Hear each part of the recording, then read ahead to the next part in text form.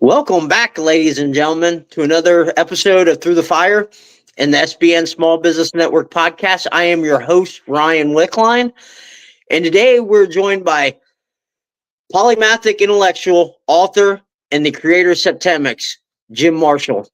How you doing today, Jim? Hi, Ryan. Happy to be here. Hey, I'm happy to have you. So the number one question the audience is probably wondering, who is Jim Marshall? Okay. Well, the first thing I should say, just for context, is that I am the discoverer of hitherto unknown natural phenomena, which greatly aid in the understanding of people, from which I created a revolutionary practical philosophic system called Septemics, and published it in the book Septemics Hierarchies of Human Phenomena. And the only other thing I would say is that, as you mentioned, I'm an intellectual, polymathic intellectual, and my areas of expertise include psychology, philosophy, theology, parapsychology, science, engineering, mathematics, law, literature, history, metaphysics, military science, political science, physical culture, education, human potential, organization, and music. And I hold a Bachelor of Science cum laude from City University of New York. Man, that's a vast array of knowledge that you have there. Like, how well did that come into play, and how beneficial was that for you to discovering Septemics? I think if I were not a polymathic intellectual, I could not have discovered Septemics. I think only a polymathic intellectual could discover it. And as you read the book, you'll see what I mean. The subject is so vast and so deep that you really need to know a lot about a lot of things in order for it to make any sense to you. Now, when you read the book, I'm very careful to explain it in a way that anybody is going to understand. I mean, if you're able to read English, you'll understand this book. But I should tell you that I have no memory of a time when I was not intensely interested in learning everything taught in every university. Now, of course, that's impossible because nobody lives that long, but the drive was there and it pushed me to learn. So I went to school for 28 years and I was an honor and scholarship student throughout. And I was a very enthusiastic student, very conscientious student. There was never a time when I didn't do my homework or anything like that. And I've been having started school at the age of 3, and I've been involved in education my whole life to this very day. I can tell you from long experience, the big dividing line between good students and poor students is some combination of compliance and conscientiousness. In other words, you have a teacher, right? Let's say a chemistry teacher. He knows chemistry. He's there to teach it to you. So if you don't comply with him, you are subverting his efforts. So I was a very compliant student. In other words, I did what I was told. If the math teacher said, don't do it that way, do it this way, I did what he said. So the result of this is that I learned an awful lot. And the other thing I think that's significant as far as figuring out Septemics is that I've been meditating for over 40 years. And cumulatively, it just expanded my consciousness to a point where I came to understand the world very well. That's kind of like an amazing backstory right there. I think I read that you were in college at the age of 16. I was accepted into college at the age of 16. I entered at 17 because I wanted to finish my senior year. That's still, started pretty young. I mean, compared to a lot of kids nowadays. Yeah. So what is Septemics? Septemics is a philosophical science based on the fact that many phenomena related to humans occur in a sequence of 7 levels. Literally, the word Septemics means of or pertaining to 7. Septem in Latin is 7. Septemics comprise a collection of these scales or sequences, each of which breaks down various human phenomena into a hierarchy of 7 steps. So there are 35 such scales, each of which has 7 levels, and it completely covers that entire subject through the spectrum of 7 levels. I probably now should tell you the names of the 35 scales, and then you'll know exactly what subject matter is covered in the book. Yeah, go ahead. Okay, so of the 35 scales, 24 I call individual scales, meaning they apply to an individual, and 11 I call group scales, they apply to a group. So these are the individual scales: the scale of basic purposes, the scale of personal influence, the scale of choice, the scale of permeation, the scale of thought, the scale of identity, the scale of evaluation, the scale of motivation, the scale of control, the scale of stopping, the scale of scholarship, the scale of literacy, the scale of human ability, the scale of memory, the scale of spiritual identity, the scale of mental deletion, the scale of aberration, the scale of physical fitness, the scale of justification, the scale of belief, the scale of equanimity, the scale of attack, the scale of conflict, and the scale of reaction. And these are the group scales: the scale of relationships, the scale of life spheres, the scale of government, the scale of civilization, the scale of survival, the scale of management, the scale of exchange, the scale of communication, the scale of allegiance, the scale of sexuality, and the scale of politics. Any one of these scales by itself could dramatically improve the life of the reader. And let me give you a simple example of how that could work. I mentioned the scale of motivation. One of the most important things to know about someone is, what is his motivation? Well, I've worked out the 7 basic human motivations, and they're in a scale, they're in a sequence. So you could, using that scale, you could ask yourself, what's my wife's motivation toward me? What's my mother's motivation toward me? What's my boss's motivation toward me? What's my brother's motivation toward me? Et cetera, et cetera. Now, every time you find a correct answer, you'll have a realization. So let's say you spot that your mother's motivation toward you is level 2, which is duty. You'll say, now I see why she acts like that. She's motivated by duty. So you could use this for every person you know or have ever known. You could determine the person's motivation. And this is not going to be hard because you know the person. Now, if this is somebody you don't really know, well, that's going to be a challenge because you don't have enough data. But people you know well, you're going to be able to do this, okay? Because there are only seven choices. It's not that hard, and they're fairly distinct from one another. Then you could take the same scale, reverse the vector, and ask yourself, what is my motivation toward Mary? What is my motivation toward Joe? What is my motivation toward my grandfather? What is my motivation toward my next door neighbor, et cetera, and use it again another 200, 300, 400 times on that reverse vector. Now, by the time you finish this exercise, you will have had, depending on how many people you know, something like 500 insights. Every time you have an insight, you become a little smarter. It's a realization. In other words, you're figuring this out. That's why Mary and I broke up 18 years ago. She was at this level on this scale, and I was at this level. And you see? So it sort of clears your mind out.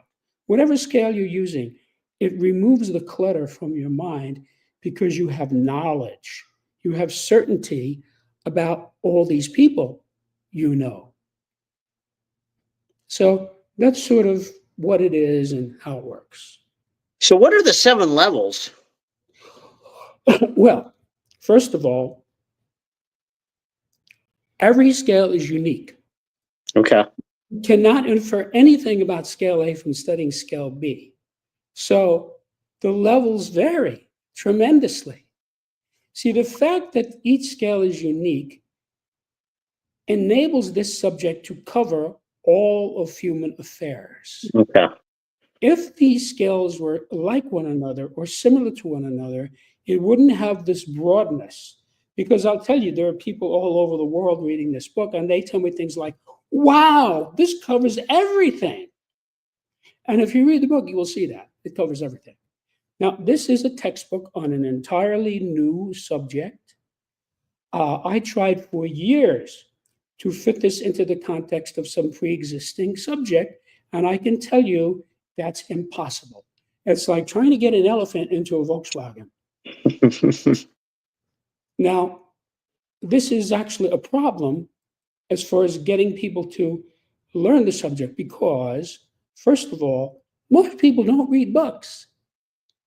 Of the people who do read books, most of them read fiction books.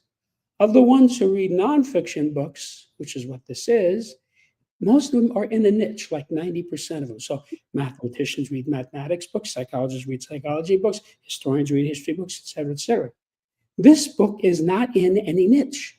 It is an entirely new subject. So this makes it difficult to get people to read it. Now, when you read it, it will blow your mind. And I'm not basing that on my response. I'm telling you what people have been telling me for 30 years. Because some version of this book has existed now for almost 30 years. And people, they're actually shocked when they read this book because of the characteristics that it has. It changes your life because it's based entirely on natural law.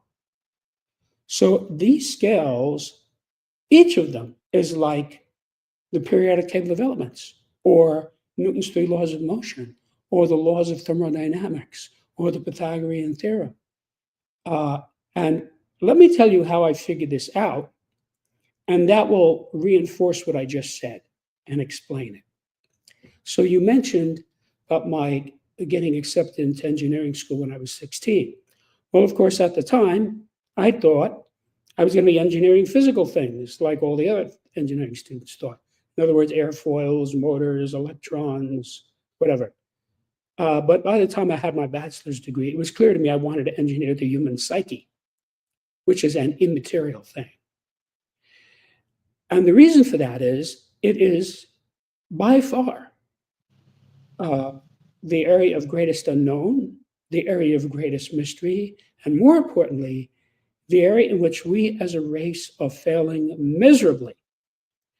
95% of the problems in industrialized society are because people don't understand people, don't understand the wife, don't understand the husband, don't understand the boss, et cetera, et cetera. This is huge. It goes in all directions. And I can explain a little bit more about how that works. But you have to realize that is why more than 50% of the people who get married in the United States get divorced. They clearly did not understand the person they were dealing with, or else that wouldn't be, they would have just not married that person. So they would have married somebody else or not gotten married. And that's also why all over the world, people routinely elect morons and criminals to run their governments. Okay?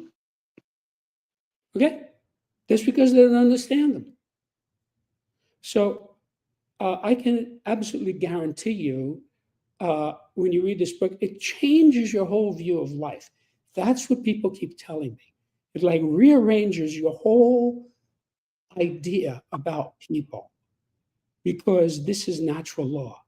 So to make a long story short, I had a long career as a human development engineer, working one-on-one with hundreds of people of every description to help them to attain higher levels of ethics, responsibility, insight, et cetera, et cetera. And all of my clients improved as a result of our interaction. Incidentally, I started to notice after a while that I could predict the outcome of the session. And as the decades rolled by, it became obvious to me that the client would be at a specific level on a specific scale that I had previously observed and recorded. And as a result of our interaction, he would go to the next level up. Now, this happened thousands and thousands of times. And every time it did, it verified my hypothesis because The clients knew absolutely nothing about how I was doing, what I was doing, what I was recording, what I was observing, or anything. All they knew was they came to me with some unwanted condition or problem. And they said, Jim, can you help me with this? I said, yes. And I did. That's all they knew. So a guy comes into the session, he says, I'm not getting along with my wife. I really need some help or we're going to get a divorce. Okay. 20 minutes into the session, he says, wait a minute. I just realized she's just like my mother. No wonder we don't get along. See, now his relationship with his wife just got better. I'm not saying that is the total resolution of it, but that would happen sequentially. And it didn't matter what the subject matter was, did not matter at all, because I used my engineering skills to make this occur, and they had no idea what that was.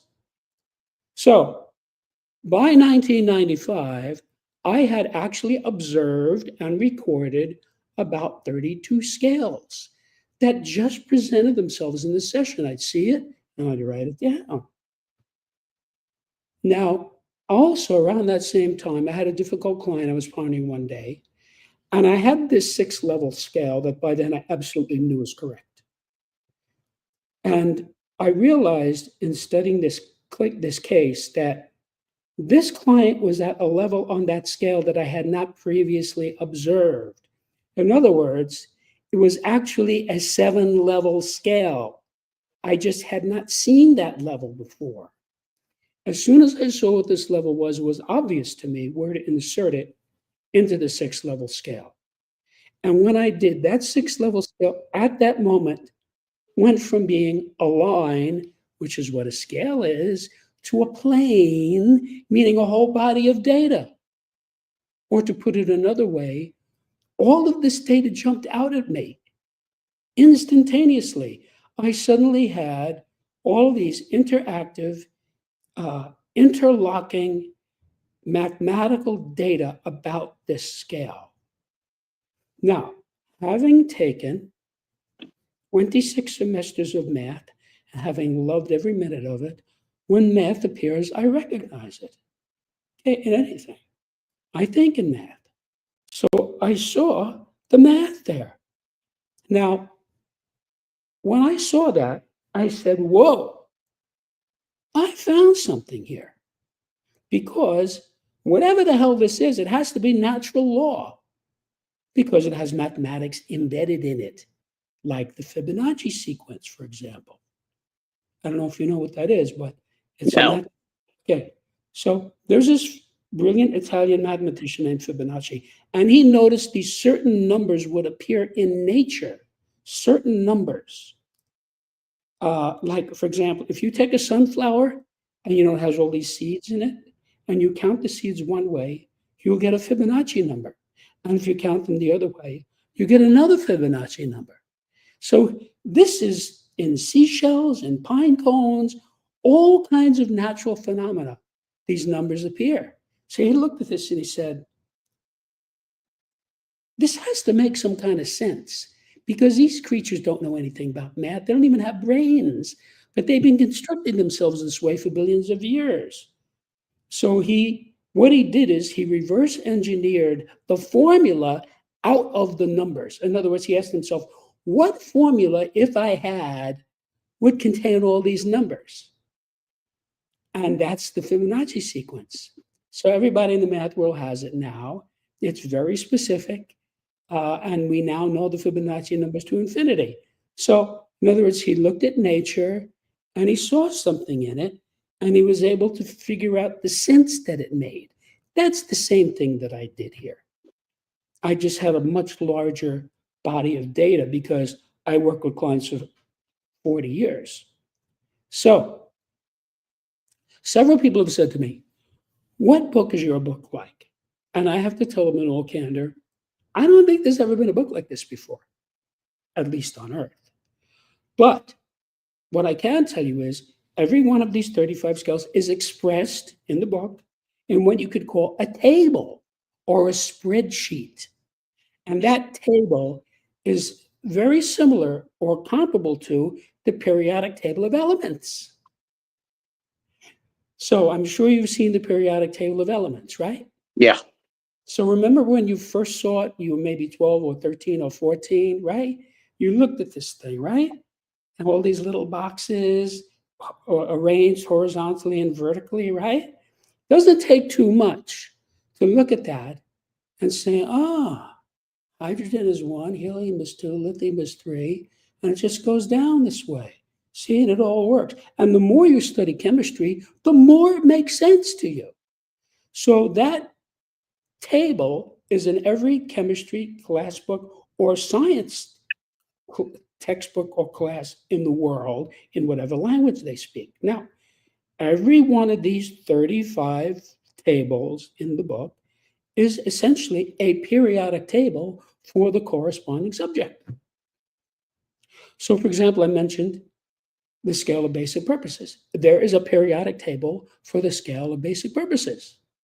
It's on my website. You can go there and there's a sample chapter, look it up, and it shows you. So there's all of this data that interlocks and intersects and makes a table about basic purposes. So this is not just the discovery that every human being has one of 7 basic purposes.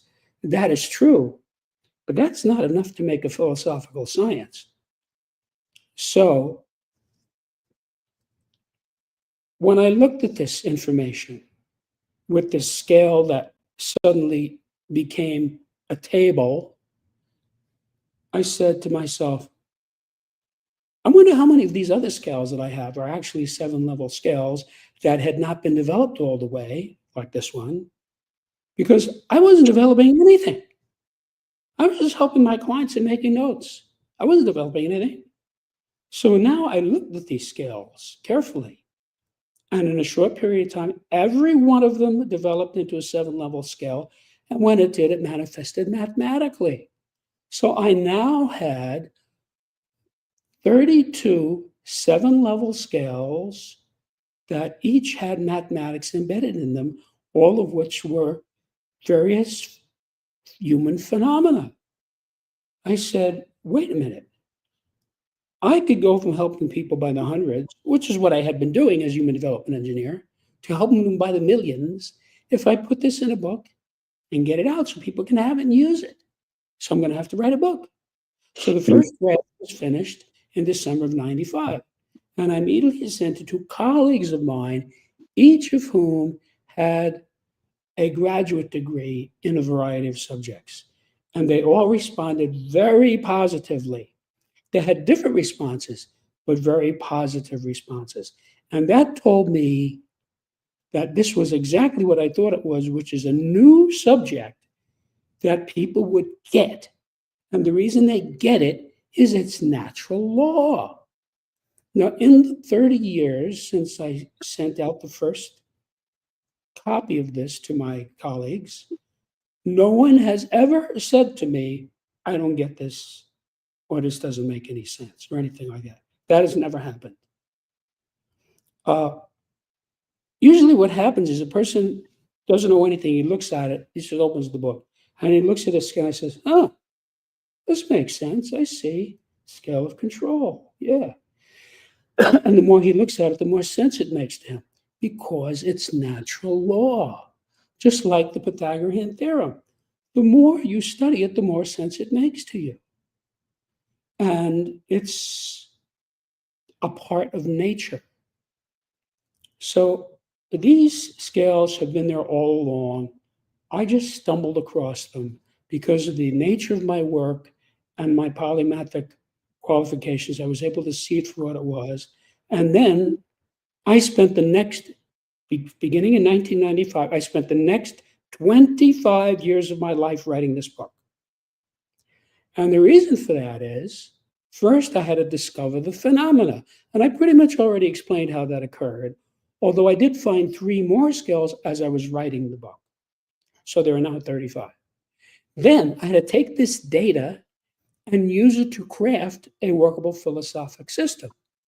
So now my basic personality as an engineer comes in because, in case you haven't heard, engineers have nothing to do with opinion or belief. In the engineering world, we take known data and then we make calculations in order to create something that works, whether it's a cell phone, a bridge, a refrigerator, whatever it is, it has to work all the time for everybody. You can't have a cell phone that only works for certain people, right? Whatever the product is. That's what engineers do. That's what we get paid for. So I had to make this a workable system for every person. So that took 20 years. But the most time-consuming aspect of this was expressing this in a way that would make sense to the average reader. Because from day one, my intent was to help the average person. Because my whole life has been about helping people, and I could see this would really help people. People get this. You don't have to be a college graduate to understand this. And I've been watching people get this for 30 years. They get it. They get it right away. They look at it, oh, yeah, this makes sense. And the more they study it, the more sense it makes to them because it's natural law. So that's what this is about. Awesome. So I got a couple questions to unpack here because you threw a lot at us right there. Mm-hmm. So you say there's 7 levels, right? Yeah. Do you move up or down it? You can move up and you can move down. When somebody is improving. But I'm saying for the higher conscience, do you want to move up or do you want to move down? Well, level 1 is the highest level, which would be the one you want to be at. Okay, level 1. So you want to move down that level then. You want to go level where you don't want to be. So I can tell you, I already know that fewer than 1% of the population is at or near the top of all these scales. And that's significant because that tells you this is going to help you. This is going to help you get to a higher level. And about something like 4% of the people are at or near the bottom of the scale. Those are the dregs of society. So let's say you have a guy, he's a drug dealer and a murderer and an alcoholic. He's at or near the bottom of all these scales. That's why he's like that. So most of us are high in some scales and low in other scales. That is the norm. But let me tell you now, in a general way, how this is helpful to people, without getting into specifics. I wrote this book to help people. Each one of these scales is sort of a guideline to success in the corresponding area. In other words, if the activity or the person or the group moves you up these scales, it's beneficial or positive. If it moves you down, it's detrimental or negative. So I'm giving you a yardstick by which to measure human affairs, which is an entirely new thing. Yeah. So you can look at, all right, so let's see, is my son being moved upscale by this school? See, and you could do an analysis. No, he's going down. Let's get him out of that school, get him into another school. See? So it gives you a really effective, foolproof way to analyze anything having to do with people. Once you find the correct level, it is an inherently enlightening activity. So you say, let's say I have trouble with a girlfriend. You say, let's see where she is on the scale of thought, right? So you find she's at, say, level 5. No wonder you're having a lot of trouble. She's at level 5 on the scale of thought. See? That explains it. It tells you with precision where she is on this. Now you could evaluate her across all 35 scales if you want. If you did that, you would then understand her better than she understands herself. Because you would know exactly where she is. Because I have to tell you, every person is at some level on every scale. So the question is not whether this is relevant. It's relevant. The question is, what level is it? So it's like this. It's like a blood pressure. You have a blood pressure, and I have a blood pressure. I don't know what your blood pressure is. That's why when you go to the doctor, no matter what's wrong with you, they take your blood pressure. You know why? They know you have it and they don't know what it is. So that's like these skills. I know that you are at some level on all of these scales, every one of them. Now, if I were to do a study of you over a period of time, I would be able to figure out exactly what level you're at on every scale. And then I would really understand you. And then the next thing is, once you know the correct level, meaning you have to get it right, you can then improve the person by moving them up one level at a time. So let's say you find you're at level 4 on any scale. If you target yourself to go to level 3, you will get there. You know why? It's the next level up. It's just like if you're on the 3rd floor, you want to go to the 4th floor, it's the next level up. Okay?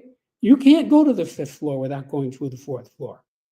So if you are at level 4 and you try to get to level 1 or 2, you will fail because it's too steep a gradient. It's not the next thing. So I have solved the gradient problem that has bedeviled mankind for 6,000 years. Let me tell you what I mean by that. Pretty much everybody has problems, dilemmas, situations, difficulties that they can't resolve one way or another. At least 99% of the time, it's because they don't know the gradient. The key to resolving any problem or difficulty is knowing the gradient. So let's say you came to me and said, Jim, I'm out of shape. Would you train me? I said, sure, I'll train you. I've worked as a trainer. So first of all, I got to figure out what can you do and what can't you do, right? So I take an estimate of how much you weigh, how you look. I'll say, let's see if you can curl 15 pounds with one arm, right? So I give it, right? And so how are you doing with this, Ryan? Oh, this is easy. I can do this all day. Okay, stop. Let's go to 20 pounds. So now, how are you doing with this? Oh, well, this is more difficult. I said, well, how many can you do? Oh, I maybe could do 12 of these. Okay, stop. I want you to do 12 reps on each arm, 3 sets every day. And at the end of the week, we'll talk again. So at the end of the week, I go to you and say, Ryan, how are you doing with your curls, right? If you say, this is killing me, I'm sore and everything, I'd say, all right, just continue. If you say to me, oh, this has gotten quite easy, I'd say, okay, let's try 25 pounds. See, that's finding the gradient. That is what a trainer does. Every good teacher, coach, facilitator, therapist in the world understands that human development must be done on a gradient. You cannot make a couch potato into an Olympic athlete. It's impossible. There are too many intervening levels. You can make him into a normal person. And when he's a normal person, you might be able to make him into kind of an amateur weekend athlete, plays a little tennis on the weekend. That's improvement for a couch potato. So I am giving you the gradients in these scales. So take any one of these scales. Let's take the scale of equanimity, right? Equanimity is one of the most important traits a person can have. So you are at some level on that scale. And if you go to the next level up, your life will be better. You'll be more equanimitous. You'll be calmer. You won't get upset as much, see? And you can just move yourself from whatever level you're on to the next level. Now, when you get to the next level, then if you want, you could then target yourself for the next level. See? So you move to level 3, then you can move to level 2. So I basically have been doing this to myself for 40 years because realize before I had the idea of Septemix, I knew most of this material. See, because I saw it in my clients and I wrote it down. I saw, yeah, if you're at this level, next thing up is that level. I'm going to move myself to that level. See? So I've been doing this for 40 years. So this works. And that's why it is relevant to people. This is not hard to do. It's not hard to understand. Now, anybody who can read English reasonably well and wants to improve himself or others, this book is for you. Awesome. So another question I have is, so this is basically just like a baseline standard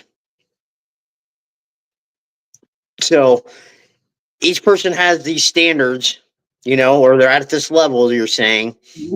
and to get to that, and it just shows you these next, hey, you're setting in this basic standard right here. You're in this group, and to get to this next group, you have to do this. Well, have to do this. I mean, that varies tremendously on the person. In other words, what you have to do to get to the next level, that's an individual thing. Some people can move, let's say on the scale of control, they can move from level 5 to level 4 in 2 weeks. Other people, it might take them 2 years because, every person is different. We don't know what problems this person has. Maybe the person drinks. Maybe the person can barely read. We don't know what barriers he has. Maybe he has a wife who drives him crazy. But there's all kinds of things that are going to deter the person from moving up. So some people will move faster than others. Obviously, all of the positive traits that we agree upon are going to facilitate moving on this. In other words, the smarter you are, the easier it is to move. The more educated you are, the easier it is to move. The more calm you are, the easier it is to move. The more level-headed you are, the easier it is to move. So, all of the good traits that are commonly identified in what we call virtues, they all facilitate this process.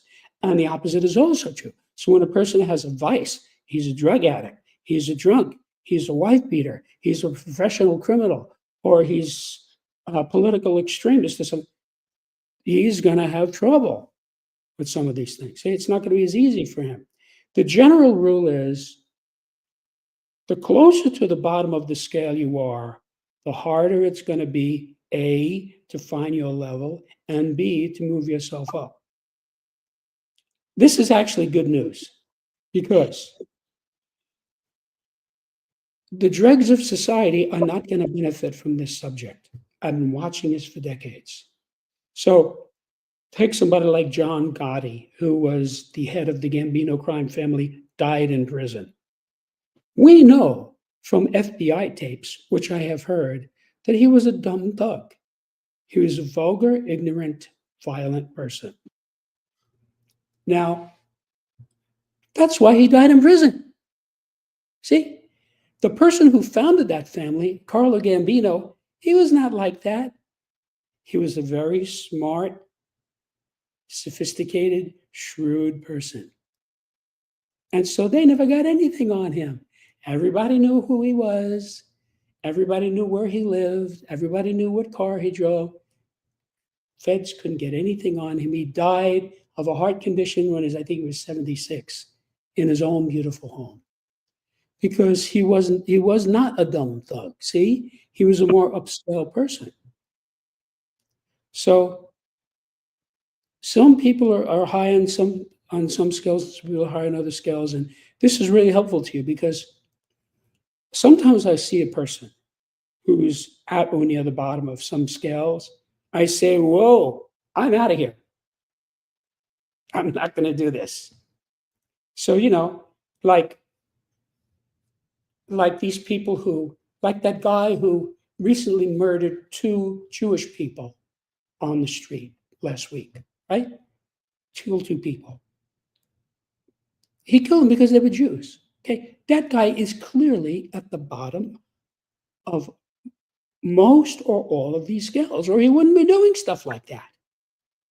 And if you study the scales themselves, this is not subtle, it's very clear, right? As opposed to somebody like Mother Teresa. She spent her life going around helping people. That's what she did. So she was at or near the top of many of these scales.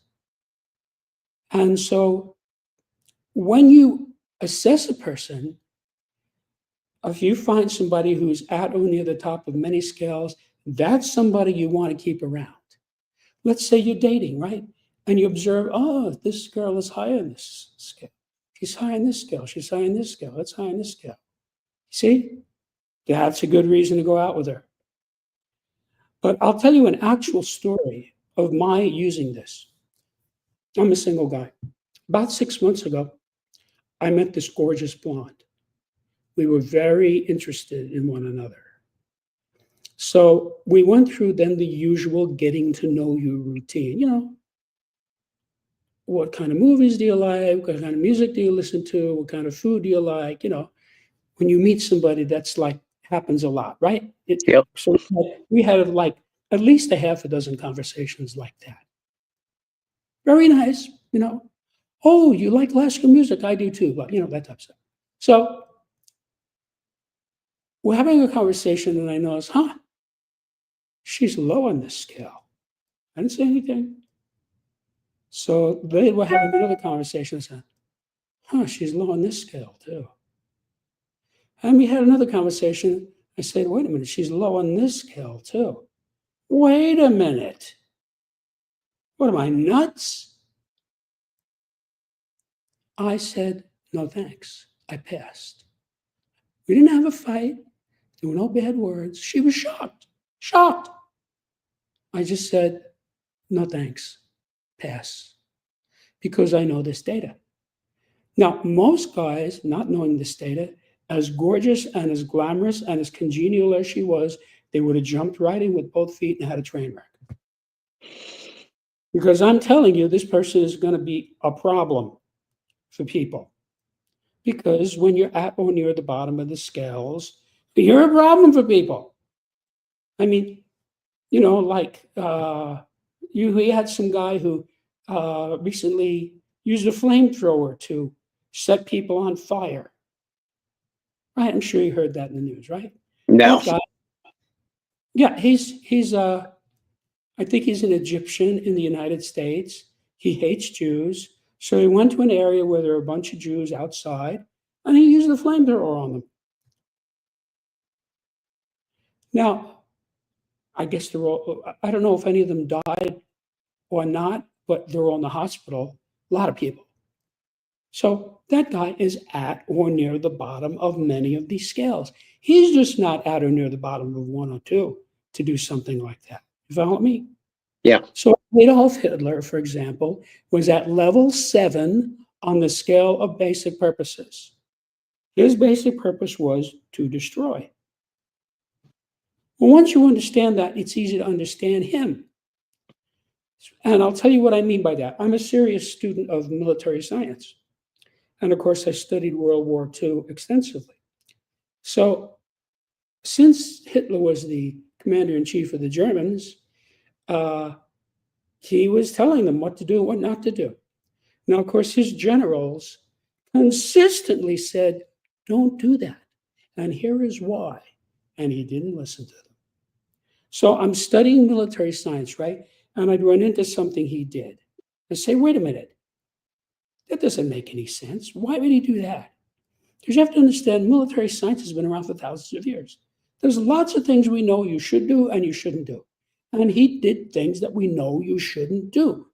So his generals all went to military academies. They knew these things. See, they told him, don't do that. And he contradicted them. So he made, and you can find this yourself, there's hundreds of books on this, he made 6 or 8 catastrophic mistakes in the way he handled his military. Aside from the fact that he was an evil person, just forget about that for now. Military science mistakes. He didn't know what he was doing. So when I realized that he was a destructive person many years later, because this material was revealed to me, then I understood. He wasn't just destructive to the Allies. We expect him to be destructive to the Allies. He was also destructive to Germany, to the Wehrmacht, to anybody he didn't like. There's all kinds of groups of people, the Jews and the gypsies and the gays and the retarded. He killed all kinds of people, right? Because it was destructive. So now I understood it. So now when I would look at, like Hitler went out of his way to make a non-aggression pact with the Russians so that he would not have to fight on 2 fronts. Very smart. That makes sense, right? Well, then he attacked them. His right-hand man, Hermann Goering, said to him, if the Russians get in the war, we will lose, which is exactly what happened. He didn't care. He attacked them, right? That's like crazy. That's what you get from somebody at level 7. He's crazy. He's destructive. It's a particular type of insanity. But you could be at the bottom of any one of many other scales and do equally destructive things. Like, for example, a political extremist, people who are setting Teslas on fire and Tesla dealerships on fire. Those are political extremists. Okay? And as I explained in that chapter, those are the persons who cause all the trouble. People who do assassinations, people who blow up buses full of children, those are political extremists. So they're dangerous people. So I have a friend of mine, wonderful person, smart, successful, clever, has a beautiful family, but he's a political extremist. So when that subject comes up, I don't mess with it. No matter what he says, I go around it. So let's say he gets on his rant, Donald Trump, whatever it is. I say, by the way, how's your son? Oh, he's fine. Well, what's he doing? Oh, well, now he's in England. He's got an assignment over there. Oh, really? Tell me about it. See, we're off it. We're on to another subject. So you can do that with any one of these scales. So like I have a friend of mine who is a very upscale person, very upscale, admirable, beautiful person. But she's low on a few scales like most people. So once in a while, she gets into that low scale. I said, oh, here it comes. And I just tiptoe around it. I don't make it an issue. I don't combat it. I don't know. I just tiptoe around it. See? And that preserves the relationship. This is very useful. So you have some guys going out with some girl, right? And she's pretty and they have a nice relationship. And then you find out that she's near the bottom of the scale of control. Okay? That is not a good thing. Somebody who's at level 6 is what we call a control freak. Okay? That's what it is. That's level 6 on that scale. So if you figure this out, oh, she's going into her control freak thing. So he just goes around it. He changes the subject. He doesn't make it an issue. Because when someone is at a level, you're not going to change that just by having a little conversation, especially a low level. It's not going to happen. Now, he could help her. He could say, take a look at this book. Take a look at this scale of control. And she might say, what is this? See, she might spot herself as being at level 6 and say, oh, that's not such a good thing. I shouldn't do that. And move up to level 5. And then her relationship with the guy is better. You see, this is very user-friendly stuff.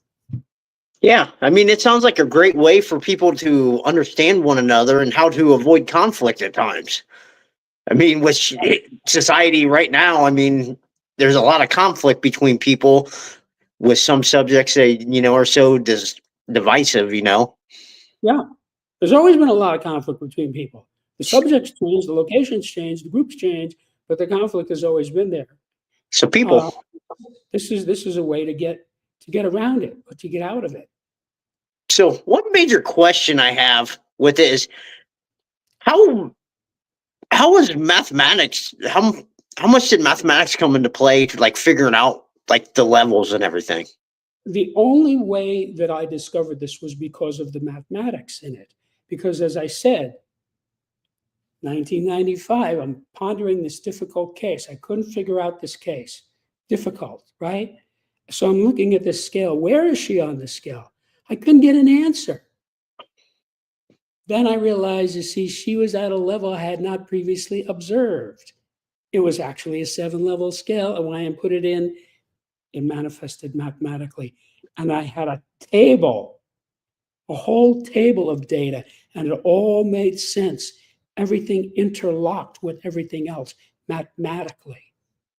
Because in math, when you look at math, everything interlocks, so if you're doing, let's say, solving an algebra problem or geometry problem, they're like different ways of looking at it, different ways of thinking about it. And in the end, you get down to a solution. And that's why mathematics is the handmaiden of science. Without math, we wouldn't really have any science, because you can't make any sense of nature until you have math. So, Yeah. Newton, the three laws of motion, right? It's one of the most famous stories in science, where he saw the apple fall from the tree and he realized that's the same force that keeps the moon in orbit around the earth. And that's where the three laws of motion came from. Well, what did he do then? He invented calculus. He wrote a book called the Principia, which I read when I was 17, which explains calculus from the very beginning. Okay? So he had to express this in calculus. See, because you have a curve, and then you can take the derivative or the integral of that curve, and it tells you all kinds of things. You don't have to measure it, you just calculate it. So you have some curve, and you want to know the area underneath that curve from between here and here. You do the derivatives, you add it up, you get a number, there's your number. You don't have to measure anything, right? Just like the Pythagorean theorem. If you tell me my garden is 3 yards on this side and 4 yards on this side, how many paving stones am I going to need to make a diagonal? I can tell you right away, it's going to be 5 yards long, because of the Pythagorean theorem, right? So if they're a foot each, there you go. Tell you exactly how many you need. You don't have to measure anything. That's what math is about. So that's how Einstein found E equals mc squared. He just used the laws of mathematics, and he came down to, at the bottom, E equals mc squared, and he said, whoa, this is a conversion factor between matter and energy, and the factor is c squared. That's what it is. So change the whole world of physics. So I would look at these things and I would see the math in it, see? And that would sort of guide me. And that's what I was doing when I was 12, in school, doing math. I was a math whiz, okay? I had the good fortune of having a brilliant math teacher in my third and fourth years of high school. And he turned me from just a smart kid into a mathematician. By the time I graduated, I was a mathematician. I had this ingrained in me, So going into engineering, it's full of math. It was very easy for me. So I don't think there are any engineers who don't like math or don't understand math. It's not possible. So anyway, I could see the math in these things, and it would sort of guide me into figuring these things out. I'll give you an example. 7 of these scales have plus, minus, plus, minus, plus, minus built into them. Now, when I say plus, minus, that does not mean add or subtract. It means inflow or outflow. Plus is an outflow. Minus is an inflow. So many of these, 7 of these scales go inflow, outflow, inflow, outflow, inflow, outflow, inflow, outflow. And that has all kinds of huge implications because of that. Because if a person is outflowing and you're trying to get him to inflow, lots of luck. He's an outflow guy. So you can just look at a guy and say, is this guy outflowing or inflowing? And that tells you if he's outflowing, he's got to be at level 1, 3, 5, or 7. If he's inflowing, he's going to be 2, 4, or 6. And so, once you get that, you can, I see, he's a level 4. Boom. So that's just like one little aspect of it. And there's a lot of stuff in the book. Now, I want to caution you that even if you don't like math, you can understand this, because I went out of my way to not make it mathematical. Now, there were a couple of places where I had to explain some basic math, or the scale would just not make any sense to you at all. And I explained it. And that wasn't hard because I've been tutoring people since I was 14. Yeah. Well, it sounds like this is some really cutting edge stuff, and you're onto something. You know, you did something pretty special writing this book. So, how can people get a hold of you? Well, I would invite your viewers to my website, which is septemics.com, SEPTEMICS, where you can see what many readers have said about it, what many journalists have written about it, what the reviews are. You could read sections of the book itself. And there's even a pre-recorded introduction to septemics that you can listen to that explains it to a new person in 15 minutes. Can they get their book on your website too?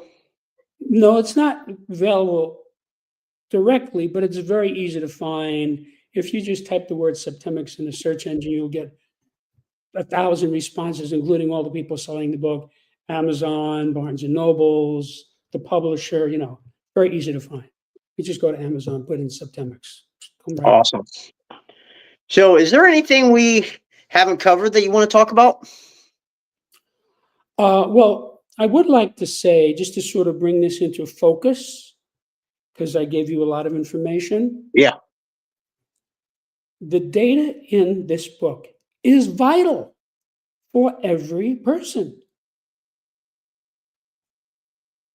and can help you to achieve your goals faster and easier by explaining what might otherwise seem to be inexplicable or random. So you have things in your life that you couldn't figure out, right? So you had this relationship with Gertrude when you were 22 and you broke up and you're still saying, what happened there?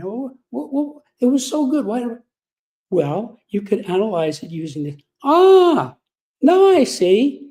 It's no longer an issue in your mind. You're done with that. See? So it clarifies your mind.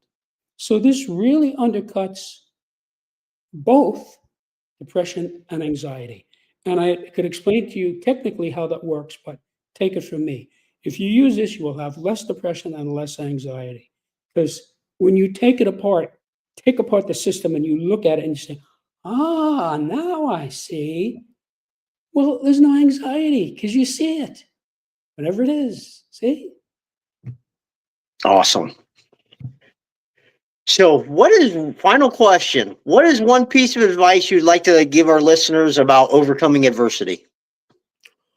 Well, I'll give you one piece of advice that has nothing to do with septemics that I've given to many of my clients. Focus on the goals, not the barriers. Successful people do not focus on barriers. I'll give you an example. Elon Musk, right? He runs what, a half a dozen major companies, very complicated technical companies. He has thousands and thousands of problems that get thrown to him every day. Technical problems, administrative problems, tax problems, right? If we focused on them, he couldn't function. But listen to him speak. What does he say? We're going to go to Mars. That's the goal, you see? So all of this confusion that you're going to get in SpaceX, and believe me, I can tell you as an engineer, there's going to be massive amounts of confusion in trying to figure out, why didn't this work? Well, what should we use here? What fuel what valve should we, right? He doesn't focus on that. He focuses on, we are going to go to Mars. And I think he'll get us there. When you see people who fail, what do? They focus on the barriers. Well, I'm too short. I'm not handsome. I have an accent. These are barriers. I don't have a lot of money. I have a dumpy car. There's like a million excuses they come up with. It's focusing on the barriers. Don't do that.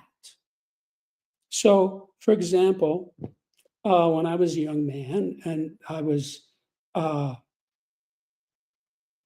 better looking than I am now, I went out with a lot of beautiful women. I didn't focus on the barriers. I didn't say, gee, maybe she won't like me. Maybe she'll think, maybe she doesn't like to hang out with musicians. I was a musician, whatever it is. I didn't do that. I just went up and say, gee, you're a beautiful girl. Can I take you to dinner? And usually they'd say, yeah. Or if they didn't, it's fine. They would say, well, I'm married. Okay, fine. See, but I was not focusing on the barriers. Now, my friends would come to me and they'd say, Jim, can you give me some advice about this girl or about women? And I would. But they were focusing on the barriers. Well, she kind of is irritating sometimes. Well, that's a barrier to the relationship, isn't it? All right. I would say, well, if you like her, just ignore the irritation and go on. And if you don't like her, get somebody else. See, it's very simple. Focus on the goals, not the barriers. In our society now, there is more focusing on the barriers than there has ever been before. Oh, I can't make it because I'm Black or I'm Latino or I'm a woman or I'm short or whatever it is, that you're just defeating yourself by doing that. I'm 5'5". I played a lot of sports, including varsity football. I just didn't think about it, and I would tackle guys who were 6 feet tall. Boom, they went down. So I just didn't think about, well, I'm short. I'm too short to play football. No, I knew I was too short to play basketball. That was obvious. But like baseball, you don't have to be big to play baseball. There's some great baseball players who are not big guys. So I just didn't think about it. There's a guy who was the MVP, plays for Houston, forgetting his name at the moment. He's a little guy. He's like my size. And he didn't say, well, I'm too short. They're not going to take. He just went down. When they saw what he could do, they said, sign him up. So that's a big thing that most people do. Men are not going to like me because I'm fat or because I don't look like a model or whatever. Don't do that. You like the guy? Say, Fred, come over. I'll make dinner for you. Don't focus on the barriers because barriers can be overcome. And when you focus on the barriers, you are defeating yourself. And look, the world is hard enough already without defeating yourself. Like this guy, he wants to get a date. He's competing with what? 1 billion other single guys, right? Or every guy in the city, 1 million guys. So that's competition. So if he's going to knock himself and say, well, they're not going to like me because I don't have a large vocabulary, maybe that's true. But maybe the girl won't care if he has a large vocabulary or not, So that's my advice. Focus on the goals.